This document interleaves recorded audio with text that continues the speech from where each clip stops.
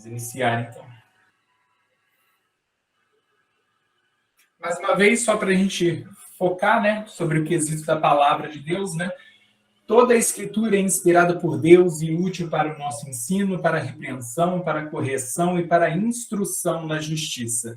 Só reforçando, né, o quesito de nós estarmos falando do Antigo Testamento, né, de que toda a Escritura, assim como os apóstolos já afirmavam, a Escritura que existia na época também era o Antigo Testamento, e eles tinham a ciência de que eles estavam escrevendo um novo, cartas que iriam complementar o ensino daquilo que Cristo tinha trazido, mas em momento algum os apóstolos anularam o significado e a importância do Antigo Testamento.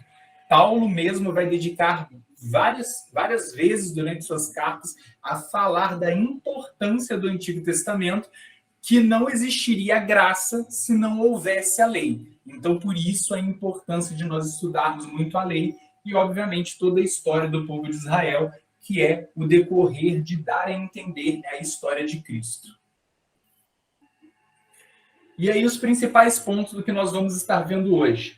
Vamos estar iniciando, né, ali a transição dos juízes para o profeta Samuel, rei Saul, rei Davi, rei Salomão, que é a monarquia unida, e aí os reinos vão se dividir, reino do norte, reino do sul, o exílio, a reconstrução, e no final a gente sempre olha ali a nossa linha do tempo com um resumão de tudo que teve na aula, beleza? Então vamos estar começando pelo nosso Reino Unido. A teocracia se tornando uma monarquia.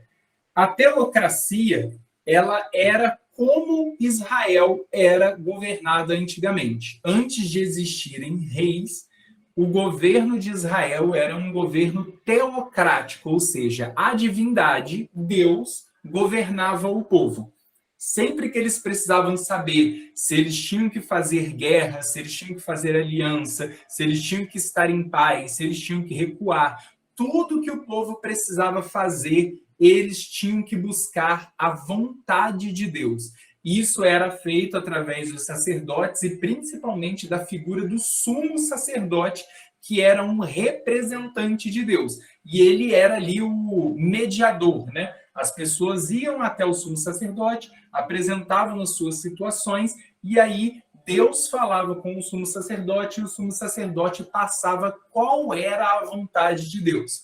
Já havia a lei deixada por Moisés, então eles tinham toda a legislação que guiava o povo, mas todas as decisões que o povo tinha que tomar, eles consultavam a Deus. Eles falavam, né, vamos consultar o oráculo do Senhor, que era o sumo sacerdote que iria ali fazer a sua comunicação com Deus e Deus daria o direcionamento. Até que o povo vai se rebelar contra Deus, né, contra o sumo sacerdote, e aí nós vamos estar vendo isso na história de Samuel, clamando para que eles deixem de ter Deus como ali o seu guia, porque eles queriam ser dirigidos pelos homens, né? E aí eles clamam por ter um rei. E aí se torna de uma teocracia e passa a ser uma monarquia. Samuel, ele foi o último juiz, ali o período, né, de todos os juízes, por isso que Samuel já se encaixa logo ali, após o final do livro de Juízes, ele foi o último juiz que teve, e Samuel, ele foi um líder muito importante para o povo de Israel. Ele era juiz, profeta e sacerdote. Samuel, ele não tinha a linhagem exata dos sacerdotes, mas Eli o instruiu, e a palavra deixa claro de que como Eli e os filhos dele foram rejeitados por Deus, então, por um quesito de vontade de Deus, Deus permitiu que Samuel assumisse ali a posição de sacerdote diante de todo o povo. Na linhagem, né, obviamente, os filhos de Eli que deveriam assumir, porque Samuel não era filho de Eli, que era a linhagem do sumo sacerdote, tinha a linhagem ali para se cumprir, mas como Deus os rejeitou e Samuel foi instruído por Eli, então Deus permite ali e conduz Samuel a estar, né, desde sua infância já o chamando para ele estar ali conduzindo o povo. Então ele conduz de forma religiosa, a teocracia, né? Agora era realizada através de Samuel, as pessoas consultavam Samuel, Samuel falava com Deus, e aí Deus falava com ele, e ele passava o direcionamento. E Samuel fazia isso, ele ficava rodando em Israel, passava, tanto que ele tinha, né? Era muito comum na época de Samuel, a escola dos profetas, né? E nós vemos isso durante o livro de Samuel, como ele ensinava muitas pessoas a se comunicarem com Deus. Porque Samuel, ele sabia que era um grande fardo, né? Assumir esse peso de ter toda a responsabilidade de Israel sobre ele. Então, ele tinha escolas que ele realmente conseguia ali induzir as pessoas, ainda, né, que elas não fossem realmente da tribo de Levi, a estarem se comunicando com Deus, em uma vida ali, os nazireus, as pessoas que estavam se purificando, se encaminhando, e ele conduzia essas pessoas em estudo e, obviamente, na sua parte espiritual, né? Ele transferia ali sua parte espiritual para todas as pessoas que participavam de suas escolas. Essa renovação de Samuel, sobre Samuel, né, ela parte desde seu nascimento. Nós conhecemos ali no início do livro de 1 Samuel, sobre a história de sua mãe Ana, que faz um propósito com Deus, porque ela não poderia engravidar, e Deus concede a ela Samuel por causa de seu voto. E Ana tem outros filhos depois, mas Samuel, como filho da promessa, ele vai o filho ali, né, do pacto, da aliança que Ana faz com Deus, ela desmama Samuel e depois leva para estar vivendo no templo e estar aos cuidados ali de Eli, aprendendo o sacerdócio junto com o sumo sacerdote Eli. E aí tem o nascimento, a infância de Samuel, o começo do ministério de Samuel, ali em sua transição. A palavra vai falar, né, que ele, desde sua juventude até a sua fase adulta, ele estava ali sendo dirigido por Eli, até que acontece, né? Todo o povo começa a reclamar com Eli, fala com Eli, fala assim: Eli, você já está muito velho. Eu falei assim: nós estamos ficando preocupados. Eu falei assim: o que vai acontecer? Nós não queremos que os seus filhos assumam diante de nós. E aí acontece todo aquele reboliço, a invasão, a guerra em Israel, a arca é levada, os filhos de Eli são mortos, e aí acontece toda aquela coisa, vem a notícia, Eli morre, né, quebrando o pescoço com a queda que ele tem, e acontece todas aquelas coisas, e o povo aceita então Samuel como o seu novo líder, né, como o novo sacerdote sobre eles. E o ministério de Samuel como juiz, como ele estava ali, né, diante de todo mundo, ele se colocou nessa disposição como sendo o último juiz de Israel. E Samuel ele vai fazer uma parte muito importante, porque é ele que começa a fazer a unção dos reis.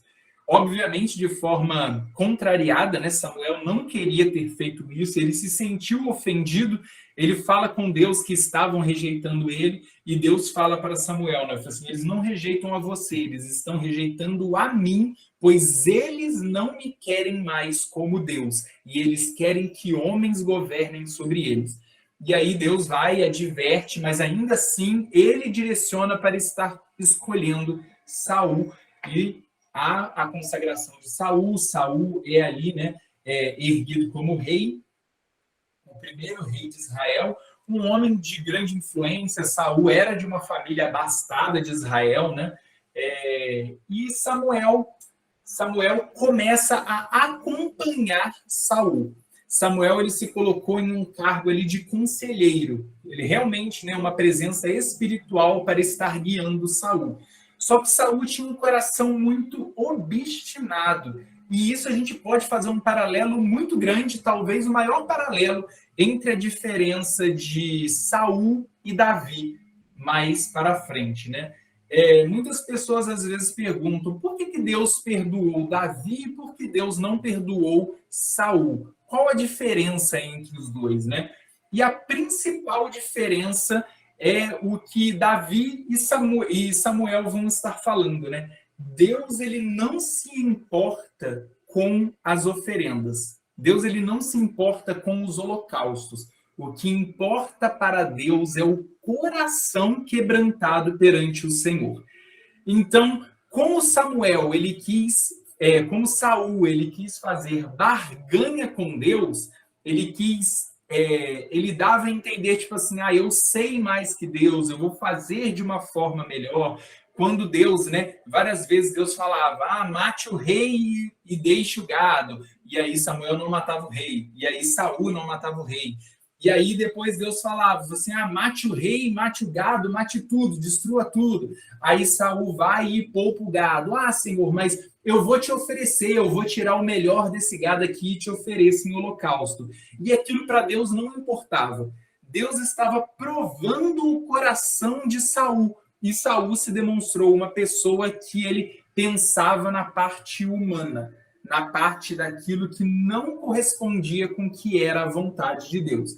Então, como Saul, ele era uma pessoa desobediente, pior que desobediente, ele era uma pessoa arrogante, porque ele não assumia o seu erro, ele sempre achava que ele poderia dar um jeito na sua situação, como muitos outros reis fizeram depois. Então Deus vai e Deus rejeita Saul. E aí ele vai e fala para Samuel ir consagrar um novo rei, o rei Davi.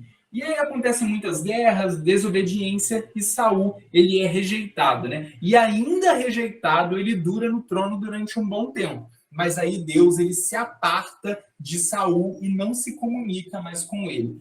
No Antigo Testamento, se a pessoa não nascesse rei, sacerdote ou profeta, a pessoa nunca ouviria a voz de Deus diretamente. Deus, no Antigo Testamento, ele se comunicava somente com essas três classes: reis, sacerdotes e profetas. As outras pessoas necessitavam, né, de ter relacionamento com eles, principalmente com os sacerdotes e profetas, e por isso que eles buscavam tanto. Eles iam ao templo para conversar com o sacerdote e procuravam os profetas para estar clamando por eles, e aí eles sempre ficavam ali dialogando. E o rei passou a ser realmente um administrador, um líder, a parte de juiz, né, de estar julgando os problemas do povo, passou para o rei, e a parte espiritual se dividia entre os sacerdotes e entre os profetas.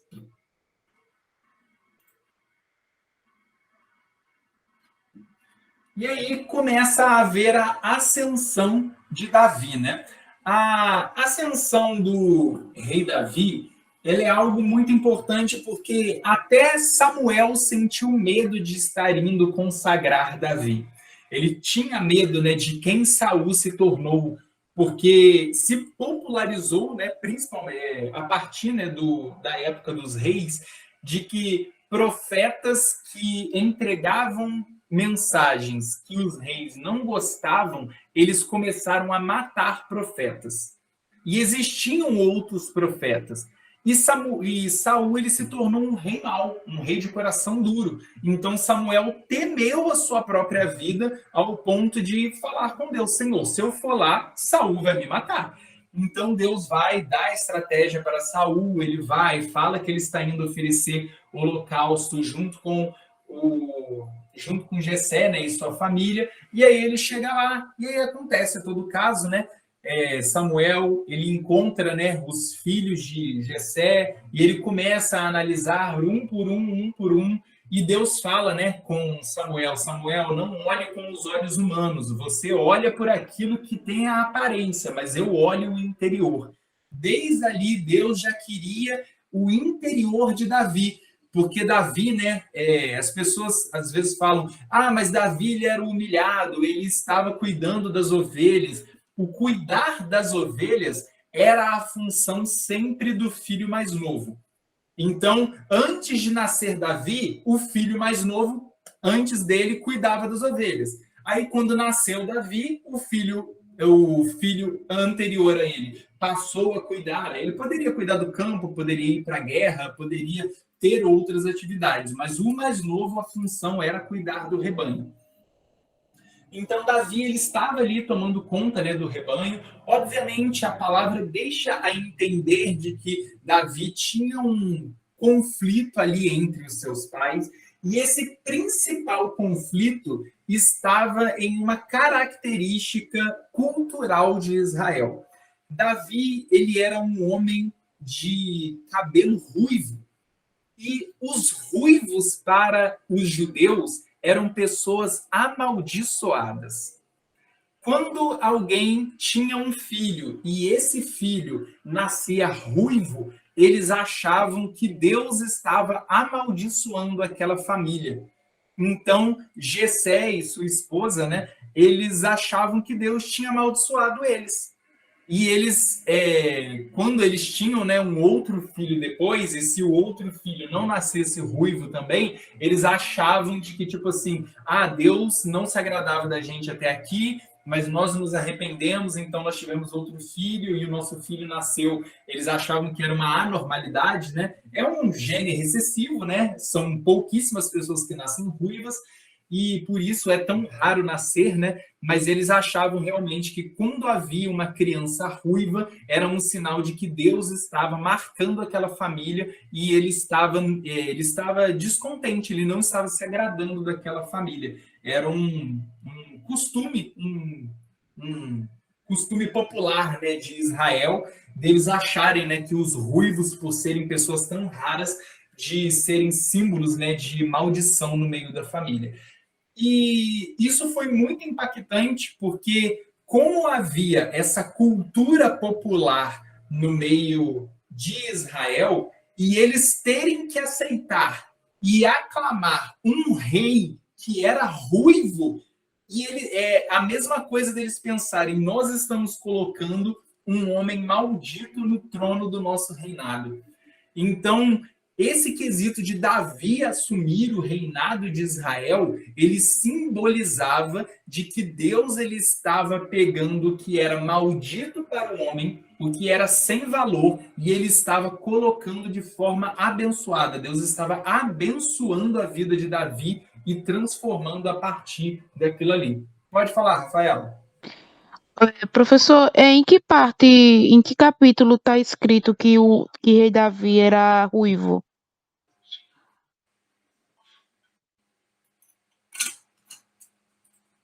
E quando fala da aparência dele, só um minuto. Não são todas as traduções que vem escrito, tá? É no hebraico que tá a Certo. afirmação. Que é a primeira Samuel 16, 12. Então mandou chamá-lo e fez entrar. Davi era ruivo, de belos olhos e boa aparência. É isso aí. Desde a Almeida Corrigida e Fiel, eles colocaram esse adendo.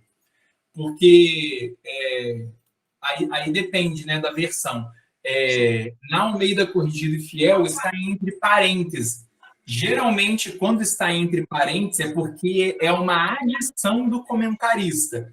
Era uma coisa que, às vezes, era um conhecimento geral ou algo que foi adicionado com o tempo, através de estudos, às vezes, coisas que eles foram achando, e eles fazem pequenas adições para tornar entendível.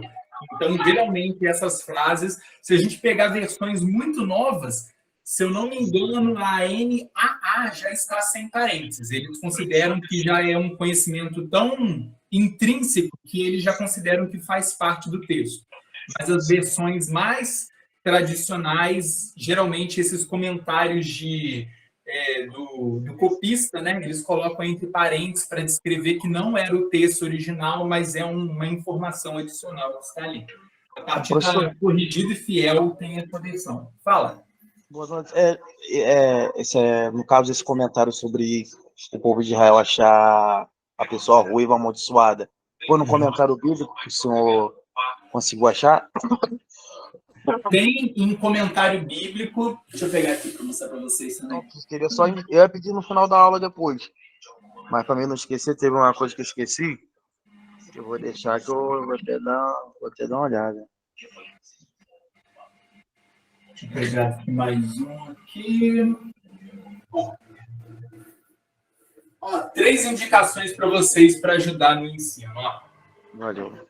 Comentário bíblico. Gosto muito, a linguagem é fácil e é muito boa. Vários estudiosos formaram. Comentário bíblico Moody. Depois eu mando o link para vocês lá. Esse daqui, essa chulapa de comentário, isso aqui é só o Antigo Testamento.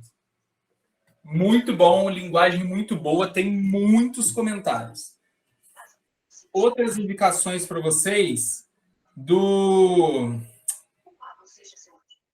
Ravi Melo. Ele é um judeu messiânico, ele mora aqui no Brasil, é também bem grossinho, são acho que mais de 1000 páginas, se eu não me engano.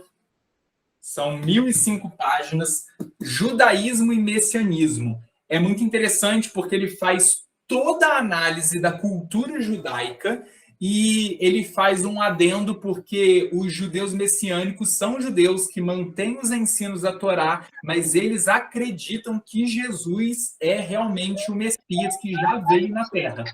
Então, eles têm uma fé similar do que era os princípios da igreja primitiva, que os apóstolos ainda tendo, né, a mensagem de Cristo, mas eles ainda iam ao tabernáculo, eles tinham ali toda uma ritualística do Antigo Testamento, mas já tinham todas as bases do Novo Testamento. Muito bom esse livro. Eu mando os links depois lá no final da aula para vocês. Obrigado, professor. E do Brian Kiuba, a Torá comentada. Todo o Pentateuco, ele também é um rabino muito bom e é bem grossinho também. E ele tem os textos em hebraico da Torá mesmo, e ele vai comentando o hebraico passo a passo de tudo que tinha, fazendo essas adaptações de cultura, coisas que foram manuscritos, que foram achados. São 3 materiais aí que podem ajudar muito no estudo de vocês.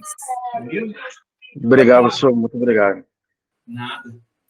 Depois eu mando os links lá no grupo, tá? No final da aula. Tá ok, obrigado. Pode falar, Lenita. Tá sem áudio.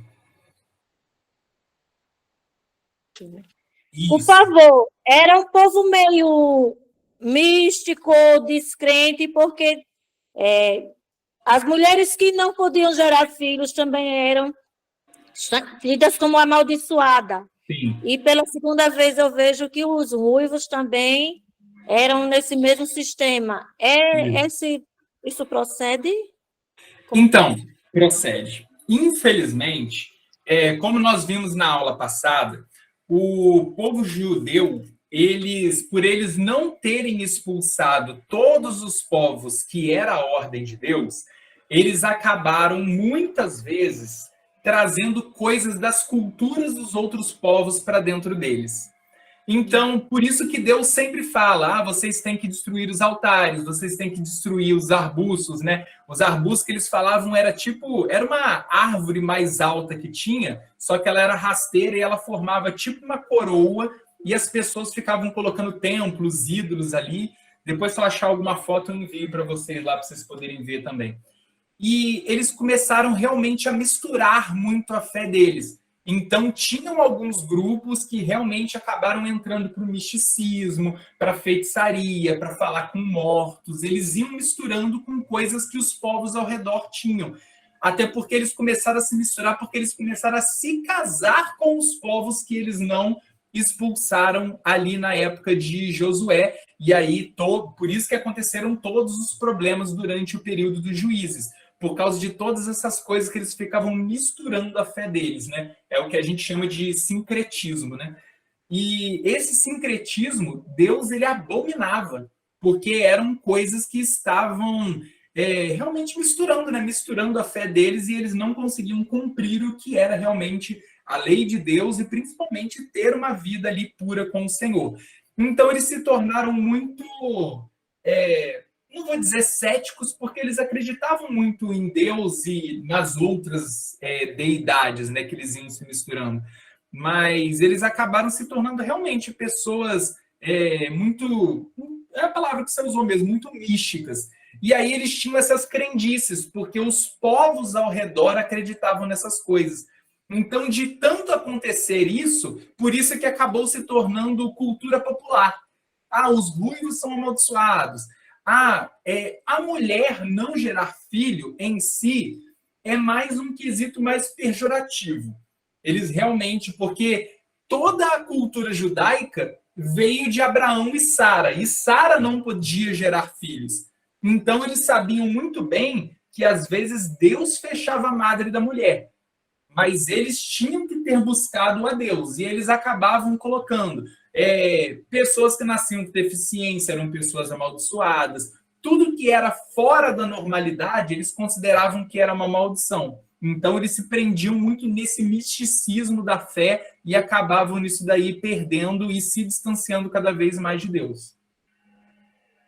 Bom, tem mais alguém? Mais alguma pergunta? Eu acho que tem mensagem aqui.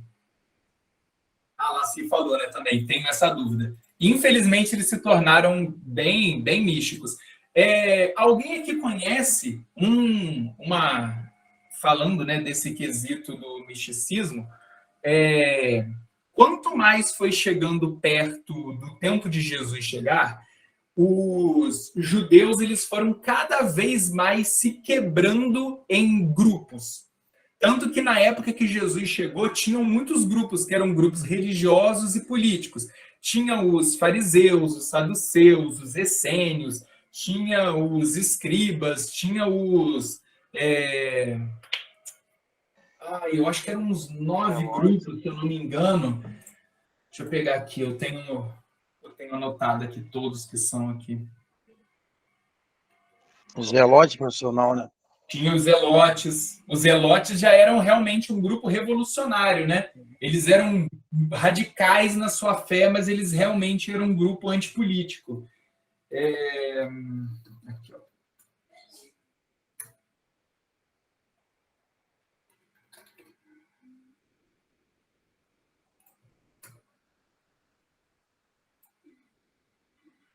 Deixa eu abrir, eu falo todos que tem aqui.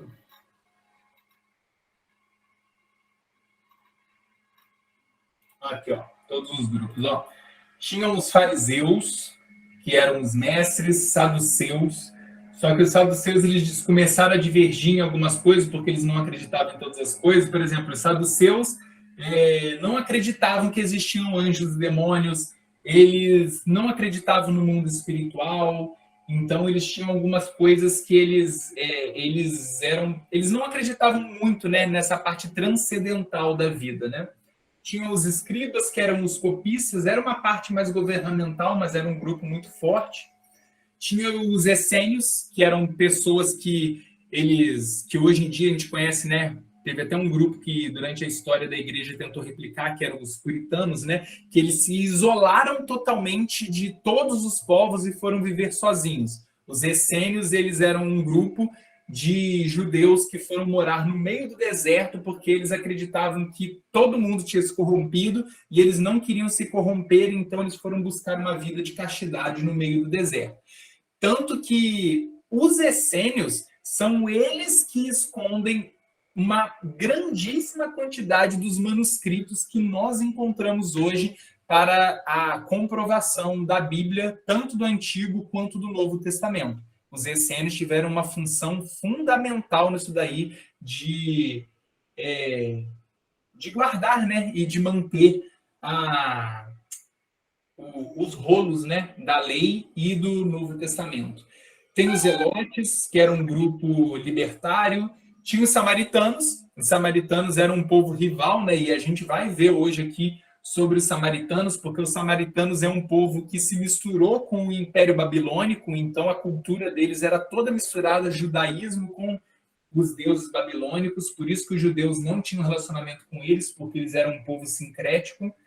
Tinha os publicanos, que eram os judeus que fizeram aliança com o Império Romano, né, para eles terem benefícios, né, terem uma vida mais abastada, eles começaram a atrair o seu povo. Os herodianos, que eram... esse daqui é o último. Os herodianos era um grupo político. Os herodianos eram um grupo que acreditava que o judaísmo tinha que cooperar com o Império Romano para conseguir a sua libertação. Que eles acreditavam que eles poderiam influenciar o imperador ali da Judéia, e aí eles conseguiriam talvez se libertar. E aí era um grupo que mexia muito com politicagem, mas as crenças deles eram totalmente erradas.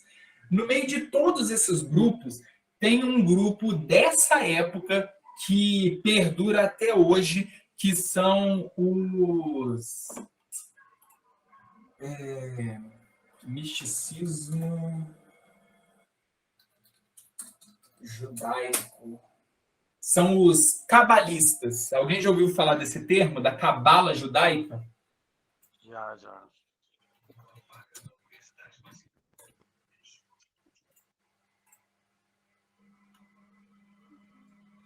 A cabala judaica, ela é bem complicada, é muito sincrética mesmo. Vem também da época lá dos babilônicos, porque os babilônicos eles tinham muito isso, né,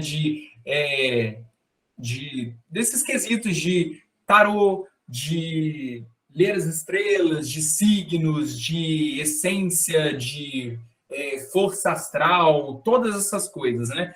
E os judeus eles acabaram se misturando muito com isso. Quando nós chegarmos na parte do realmente que houve o exílio, né? O exílio e quando o povo retorna, eles sofreram muito, porque foram ali mais ou menos, né, uns 70 anos ali de regresso, e nesse tempo foi mais de uma geração. Teve geração que morreu lá e voltaram pessoas depois disso. Então eles tiveram a cultura deles muito influenciada por isso. E esse é um dos poucos grupos que perdura até hoje, os cabalistas, e eles têm, a fé deles é toda focada, é tipo uma placa de mesa para fazer leitura, né? E aí eles chamam que é a tábua da árvore da vida, que ela é formada por portões celestiais, que a pessoa faz a liberação de energia através disso. É misticismo puro, vem dessa época do Império Babilônico, que eles fundiram. Aí tem os nomes de coisas judaicas misturado com coisas do Império Babilônico. Tem portais que são guardados por anjos, tem portais que são guardados por demônios, e eles fazem comunicação com demônios. Então é perdição, é uma loucura, e infelizmente esse grupo existe até hoje, não é pequeno não. No Brasil tem bastante desse grupo também. Professor, eu fazer uma pergunta? Pode falar. Tem, né, no caso, essa falácia que Salomão teria, no caso, aprisionado os demônios. Claro que isso aí é só uma teoria mesmo. Seria essa teoria influenciada pelos cabalistas? Dizendo que na construção do templo... Eles acreditam muito nisso, eles propagam isso até hoje. De que Salomão ele buscou a sabedoria dele em demônios, né? Sim. Os cabalistas falam bastante sobre isso aí.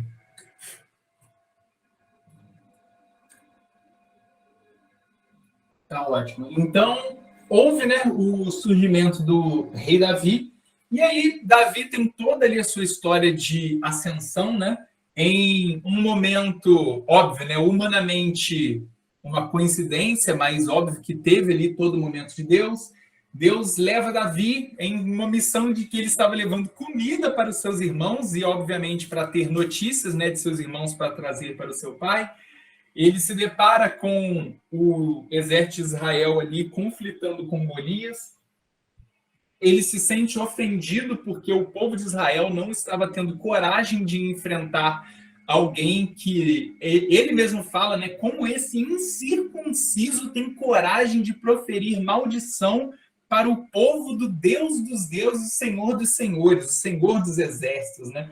Então Davi ali ele vai, toma sua postura, vence Golias, e a partir dali ele começa toda a sua jornada. Saul vê ali o potencial em Davi, traz ele para perto, principalmente, né, por causa que Saul ele começou a ser atormentado por demônios, e aí Davi começa ali realmente como um auxiliar, né, um auxiliar de Saul, um rapaz para estar auxiliando ali em tarefas diárias.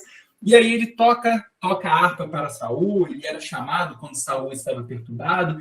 E aí, como ele foi conseguindo a afeição de Saul, cada vez mais ele vai ficando ali junto com Saul ali em seu palácio. E no meio disso ele ganha a afeição de Jonatas, né? E aí a história de Jonatas, eles vão sendo criados. Jonatas já era um príncipe, já era um dos generais do exército de Saul. E Jonatas começa a treinar e ter essa amizade mais próxima com Davi. E aí nisso, né, eles vão se aliançando, eles fazem aliança de que um vai ajudar o outro até o final de sua vida, fazem ali todos os seus pactos, todas as coisas. e até que Davi ele vai galgando a posição, ele saiu de um ajudante, um garoto que ajudava o rei, para se tornar ali um dos generais do exército de Saul.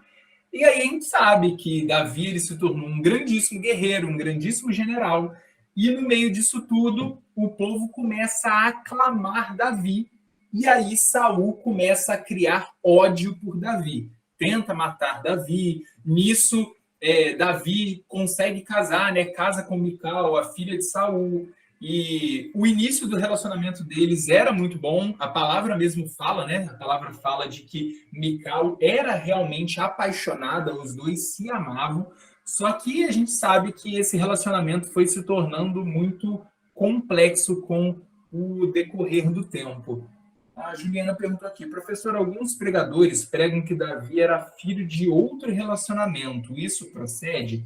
Então, ele não era filho de outro relacionamento, ele era filho de um relacionamento incestuoso, porque Davi, nos salmos dele, ele fala, né, de que eu fui criado de um relacionamento pecaminoso, né, porque a mãe de Davi me fugiu agora qual era o nível de parentesco, mas eu acho que era meia irmã de Jessé, e Jessé toma a meia irmã e casa com ela. E aí isso não foi bem visto, mas existia esse hábito na época, mas ainda assim não foi bem visto, e o próprio Davi sabia que havia um problema com isso. Então, o próprio Davi, em um de seus salmos, ele fala que ele foi criado em pecado, né? Porque os pais eram irmãos, se eu não me engano, eram irmãos, meio-irmãos, né? E aí vamos continuar. E aí Davi continua, né, ali na sua saga e ele começa a fugir. Davi ele tem uma grande saga, né, na sua fuga ali e Saul perseguindo ele. E no meio de toda essa perseguição, eu acho que a parte que nós podemos mais frisar no meio disso tudo é que Davi poderia ter matado Saul várias vezes. E no meio disso, um dos homens, né, que estavam ali com Davi fala assim, por que você não tira a vida dele? E aí Davi fala assim, ai de mim e ai de qualquer um que tocar no ungido do Senhor. Davi, ele entendia de que Deus tinha ungido Saul. E ele já era ungido de Deus. Mas Deus não tinha levantado ele. Deus não tinha falado que o tempo dele tinha chegado. Davi, ele entendia muito bem de que quando chegasse o tempo dele, Deus faria acontecer. Mas ele nunca tiraria a vida daquele que é ungido do Senhor. É muito complicado, né? Porque hoje em dia a gente escuta muito essa frase, né? Não toqueis no ungido do Senhor, de forma distorcida. O quesito de não tocar no ungido do Senhor aqui, em primeiro lugar, Davi está falando literalmente de tirar a vida de alguém. Mas durante toda a Bíblia, desde o Antigo Testamento até o Novo, que é o que nós vemos hoje, né? Hoje, por exemplo, eu vejo algum líder, algum pastor errando, tropeçando, se encontrando em forma de ser corrigido mesmo. E a gente vai ver, Davi foi corrigido, foi exortado por Natã, Saul foi exortado por Samuel, Salomão vai ser exortado, Jeroboão vai ser exortado. Quando o reino se divide, então, os profetas eles começam um festival de profecia falando, assim, você está indo contra Deus, você está errado. E quando nós vamos para o Novo Testamento, se nós pegarmos, né, o João Batista foi decapitado exatamente porque ele estava profetizando e decretando que o rei era um adúltero. Então, ele estava ali falando contra. Então, quando o quesito se diz da santidade do corpo, nós temos, pela palavra, um respaldo de advertir, ainda que seja alguém em cargo de liderança.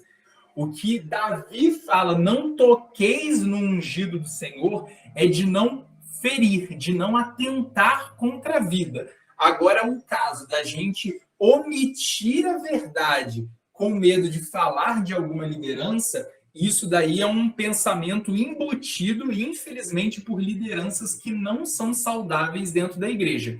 Então, quando nós vemos, se nós, aula que vem, nós vamos estar falando dos profetas, e em Ezequiel, a gente vê o profeta Ezequiel falando sobre a lei do atalaia. E a lei do atalaia, Jesus vai fazer esse mesmo paralelo no Novo Testamento, né, trazendo esse conceito do atalaia para o Novo Testamento, que é de quando nós vemos alguém pecar, se nós não advertirmos, esse sangue será cobrado de nós. Então, a mesma lei do Antigo Testamento é puxado pelo próprio Jesus para o Novo, nos advertindo sobre esse quesito. Então, não tocar no ungido do Senhor não é o quesito, eu não posso falar da minha liderança.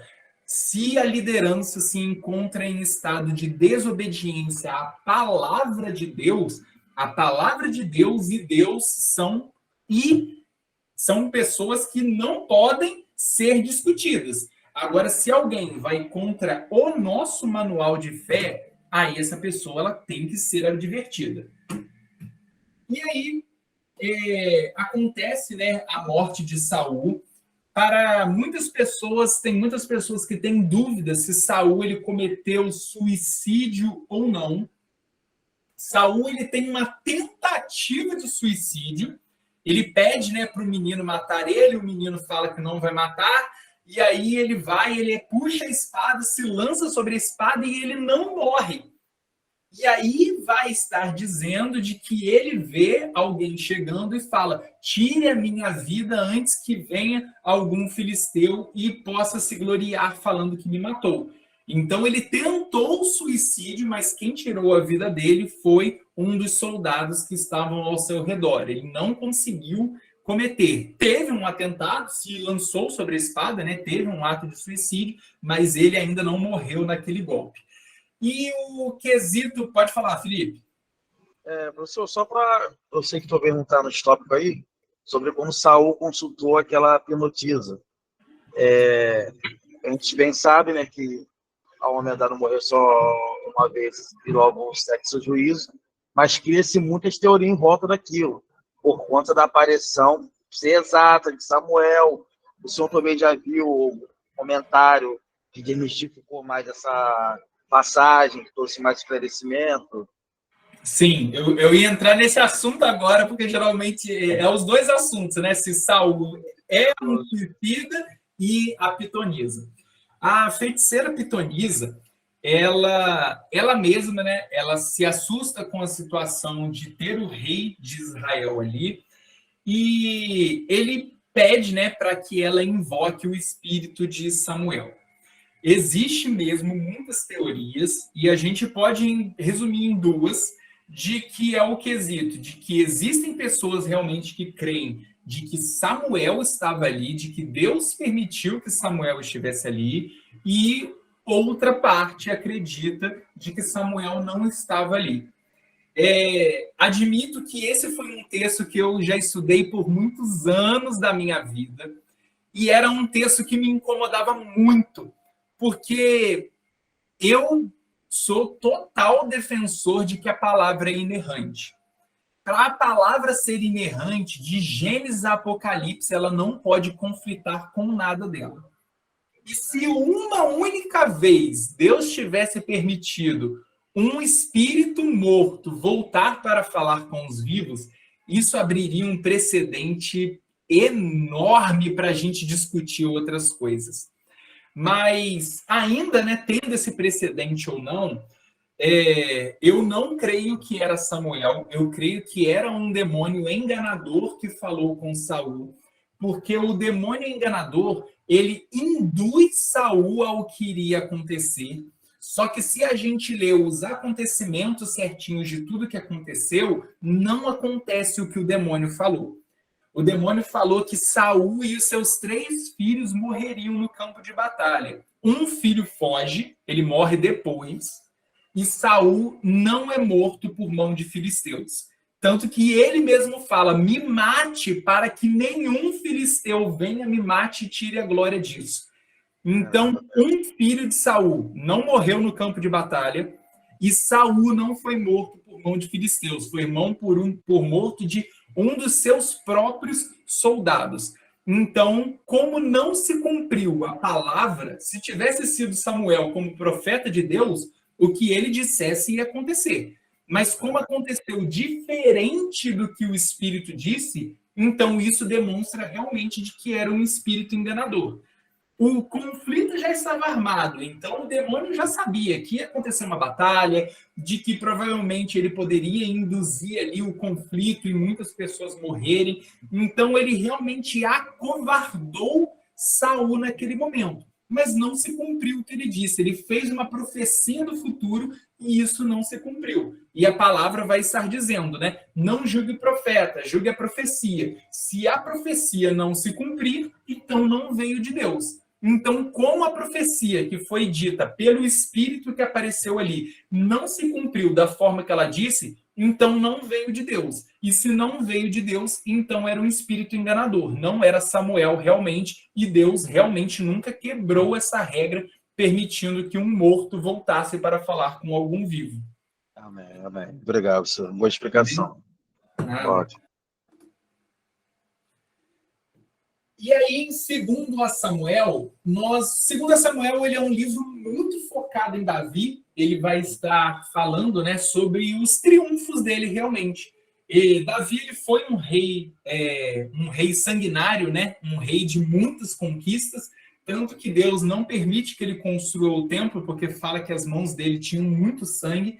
Então, ele expande muito o território de Israel, o próprio território que os povos não conseguiram alcançar, né? E mais que isso, ele torna os povos dominados em povos que agora tinham que pagar tributo para Israel.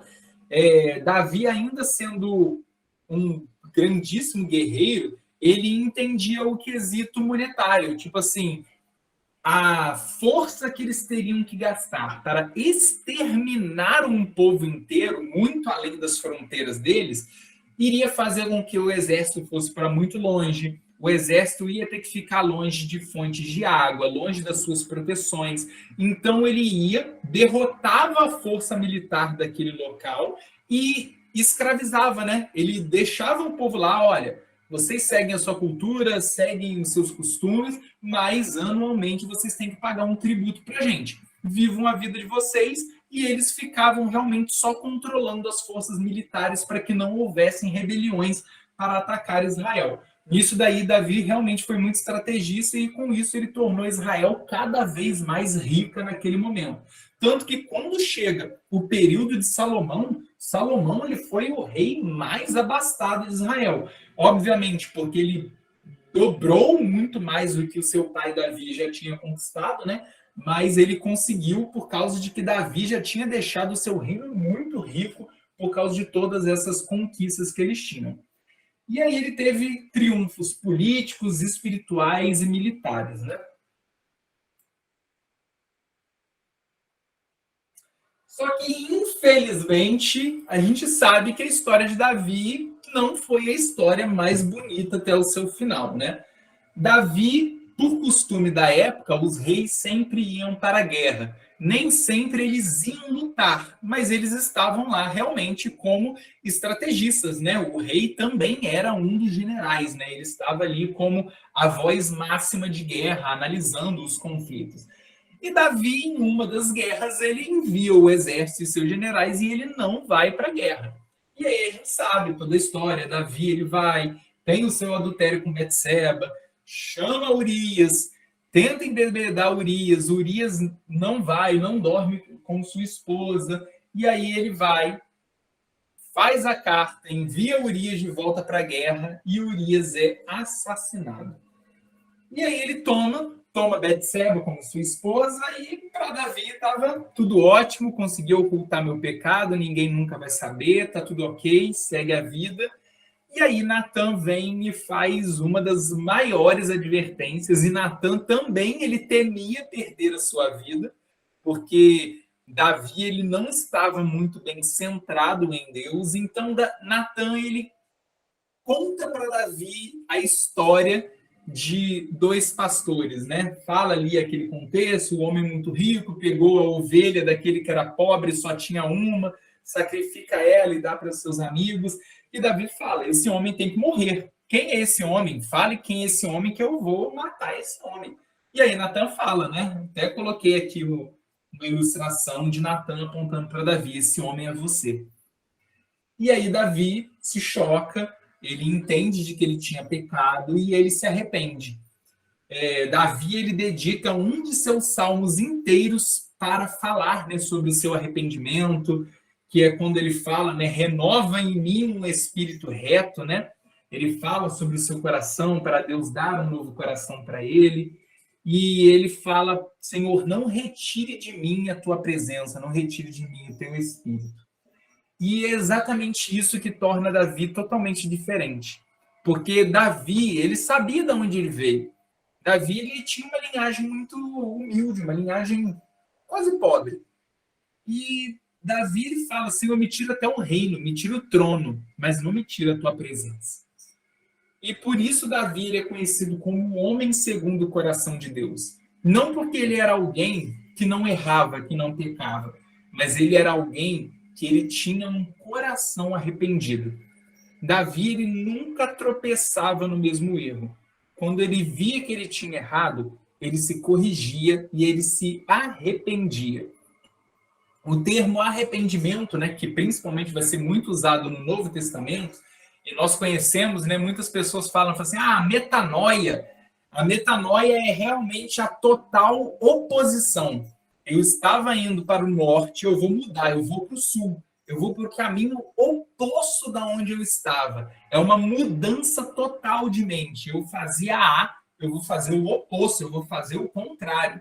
Eu não vou fazer algo similar, algo próximo. Não, eu vou para o caminho contrário. Eu nunca mais cometo isso. E aí é essa grandíssima diferença que o rei Davi vai ter, né? Tanto que quando o filho dele nasce e o filho dele fica adoecido, Davi joga cinza sobre suas cabeças, tira as vestes reais, se coloca ali em veste de saco, e ele fica 5 dias e 5 noites clamando, sem beber, sem comer, né? Ele bebia, ele não comia, ele se priva de alimento, né? E ele fica ali naquele clamor. E quando ele percebe que os servos estavam se acumulando atrás dele, ele mesmo fala, o menino está morto, não é? E eles falam sim. E aí ele vai, tira as vestes, pede para preparar o banho dele, toma o banho, e quando ele coloca as vestes reais, ele fala, traga alimento, coloque o pão sobre a mesa que eu estou com fome. E aí ele começa a comer, e os servos, né, estranham aquilo, e falam assim, poxa, mas você jejuou, você ficou chorando, orando durante 5 dias, e agora que o menino morreu, você toma o banho e pede comida? E aí ele fala assim, enquanto o menino estava vivo, eu fiz o que era possível. Mas Deus deu a vida e Deus tirou. Se Deus tirou, eu não tenho mais nada para fazer. Eu falei assim, é pecado meu, eu cometi o meu erro e eu clamei a Deus, Senhor, não tira a vida do meu filho. Mas se Deus achou que essa era a causa necessária, então amém. Deus deu a vida, Deus tirou. Então, Davi, ele tinha esse entendimento muito claro do relacionamento que ele tinha com Deus. Obviamente que esse pecado não foi a única causa, né? Não foi o filho, né? O filho que morreu, infelizmente, veio uma grandíssima desordem, né? Teve filho que teve relacionamento incestuoso com a filha, e aí o outro filho de Davi mata esse filho que abusou da irmã, e aí os filhos começam a fugir, e aí um filho chama os outros para matar, e aí o filho Absalão tenta tomar o trono de Davi, e abusa de todas as mulheres de Davi no terraço para que todo mundo pudesse ver e envergonhar o pai dele, caça o pai dele, morre preso pelos cabelos, e os soldados matam ele preso na árvore pelos cabelos. E vai acontecendo todo esse caminho de tragédia na vida de Davi até chegar em sua velhice.